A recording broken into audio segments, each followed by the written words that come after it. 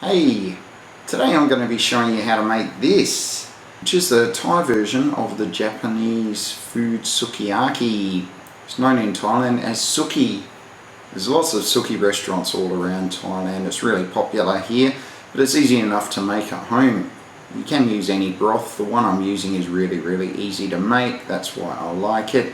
And it tastes really good also. And the ingredients are all optional. You can use other things as well as what I put in. You can put in eggs, which I forgot to add. Often Thai people add offal like kidneys or liver. You can use lots of Asian vegetables like bok choy. You can even use cauliflower or broccoli. A lot of the flavour of the suki actually comes from the sauce. You can buy these sauces in Asian grocery stores in lots of countries or in supermarkets and 7-Elevens all around Thailand. And I'll show you a recipe to make one yourself in the next few weeks. Unfortunately today I didn't have enough time to make one up myself, so I'm using this pre-made version. So here's the recipe. These are the ingredients I'm going to use for this recipe.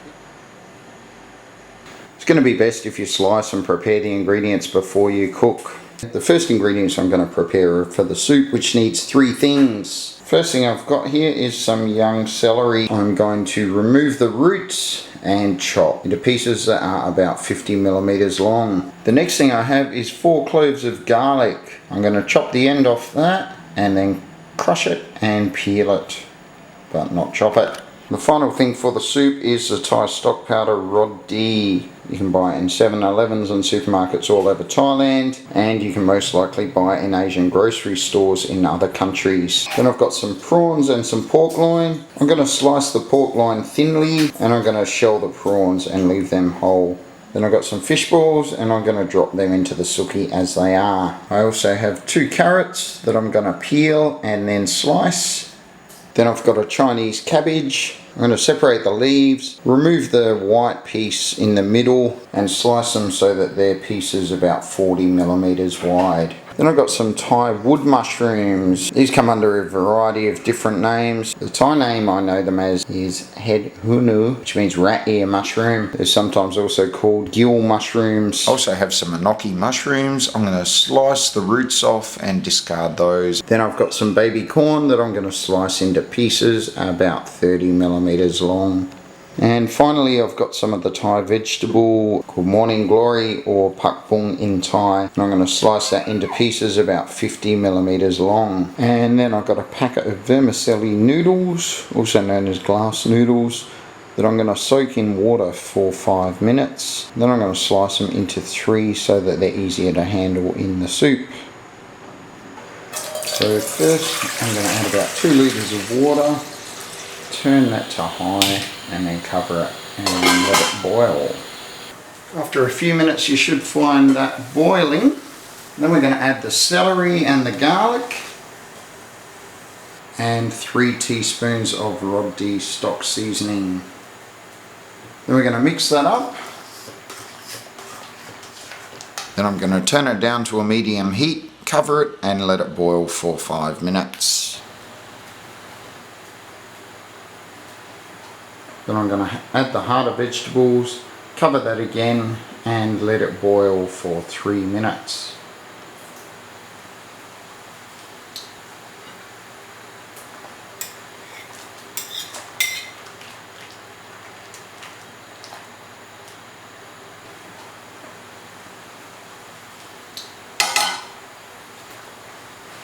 Then I'm going to add the meat.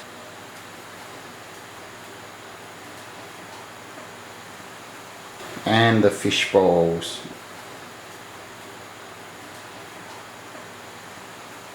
And let that boil for another 3 minutes.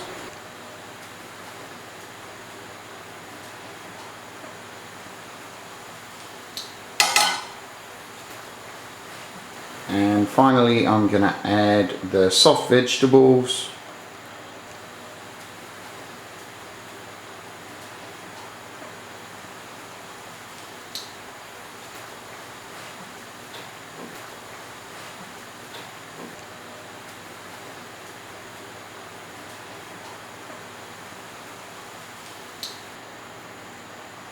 and then the noodles,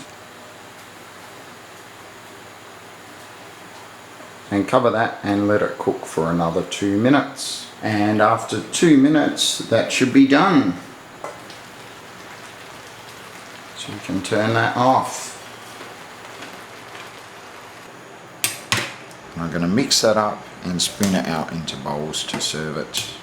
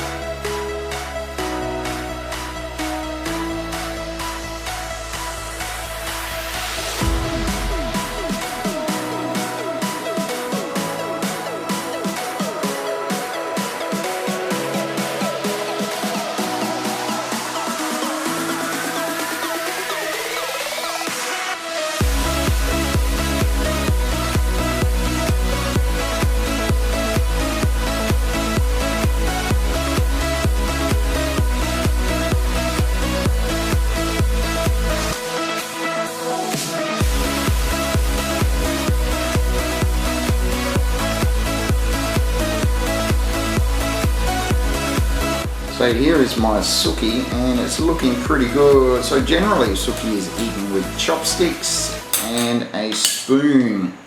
So you can spoon out the dipping sauce onto the suki, or you can pick up the pieces with your chopsticks and dip them into the dipping sauce before you eat them. That is really good.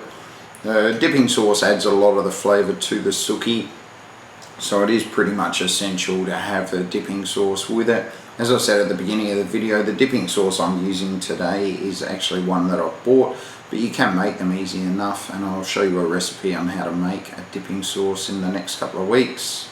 So I'll whack some of that sauce in the suki.